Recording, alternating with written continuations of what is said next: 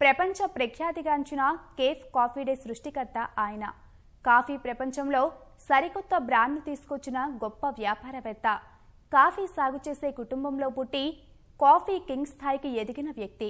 ఒకప్పుడు విజయానికి చిరునామా, కానీ చివరికి తాను విఫల వ్యాపారినంటూ ఆత్మన్యూనతతో కుంగిపోయారు. అనతి కాలంలోనే కాఫీ విజయాన్ని రుచిచూసిన విజీ సిద్ధార్థ ఊహించని రీతిలో మరణించారు.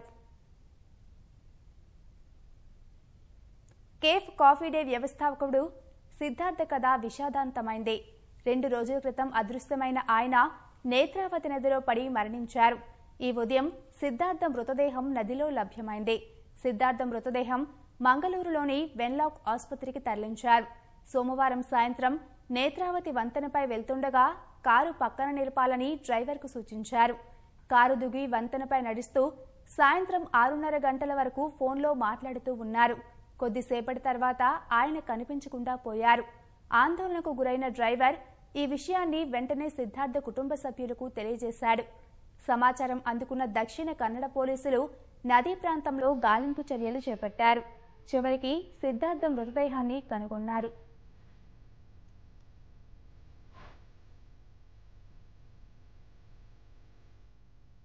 (1984) సివన్ సెక్యూరిటీస్ సంస్థను కొనుగోలు చేసిన సిద్ధార్థ అనతి కాలంలోనే విజయవంతమైన పెట్టుబడి బ్యాంకింగ్గా తీర్చిదిద్దారు.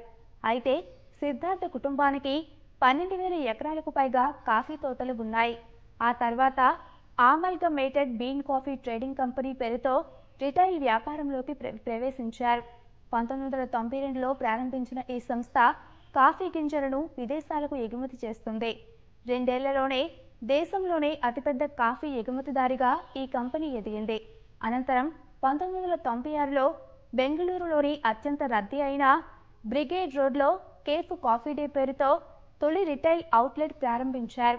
అప్పట్లోనే ఇక్కడ ఒక కాఫీ గంట ఇంటర్నెట్కు ₹100 వసూలు చేసేవారు. ఈ అవుట్లెట్ విశేష ఆదరణ పొందింది. ఇతర ప్రాంతాలకు దీన్ని విస్తరించారు.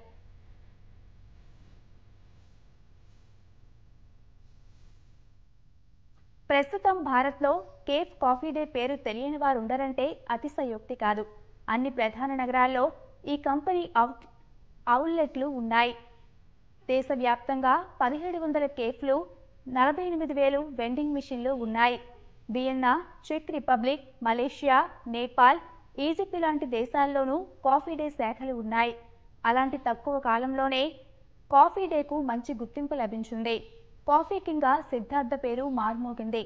కాఫీ డేతో పాటు హాస్పిటాలిటీ వ్యాపారాన్ని కూడా ప్రారంభించారు.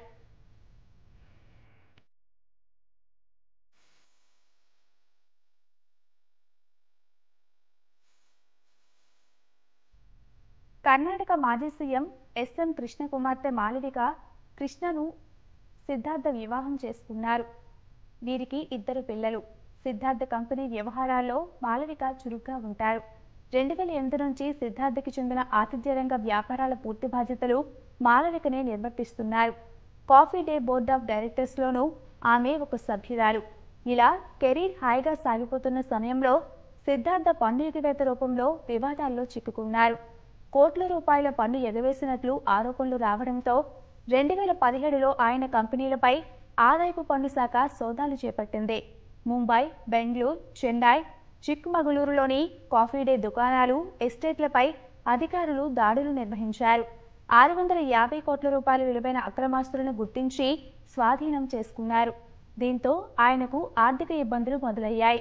మరోవైపు కేఫ్ కాఫీ డే గత కొంతకాలంగా నష్టాల్లో సాగుతున్నట్లు తెలుస్తోంది. దీంతో కంపెనీలో కొంత వాటాను కోకోకోలాకు విక్రయించాలని భావించిన సిద్ధార్థ ఇందుకోసం చర్చలు కూడా జరిపారు.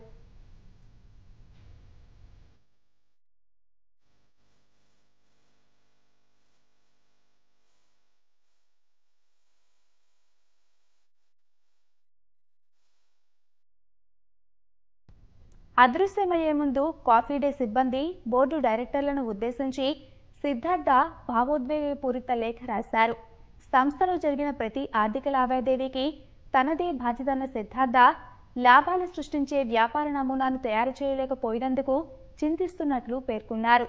తాను విఫల వ్యాపారవేత్తనని, ఏదో ఒకరోజు అందరూ తనను అర్థం చేసుకుంటారని ఆకాంక్షించారు.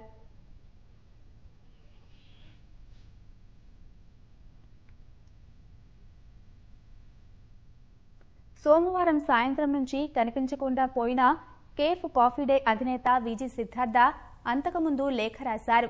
అందులో తన ఆర్థిక ఇబ్బందులను ప్రస్తావించారు.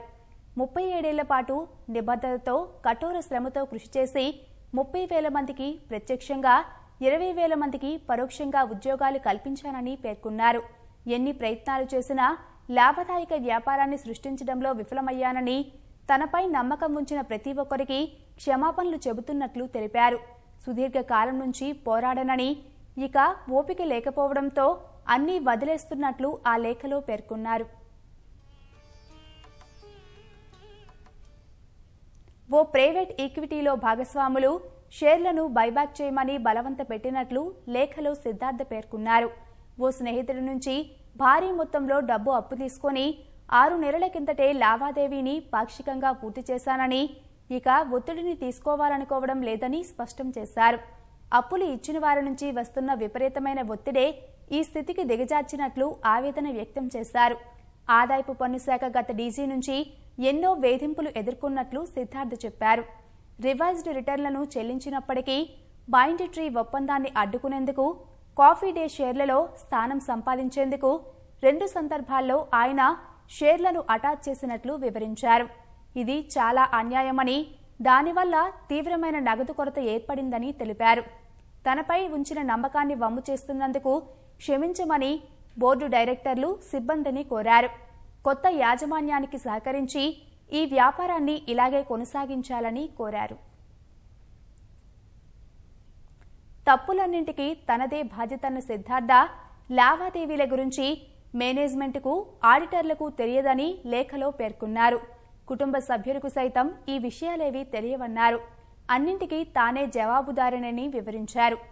ఎవరినీ మోసం చేయాలనే ఉద్దేశం లేదన్న సిద్ధార్థ తాను విఫల వ్యాపారవేత్తనని ఆవేదన వ్యక్తం చేశారు.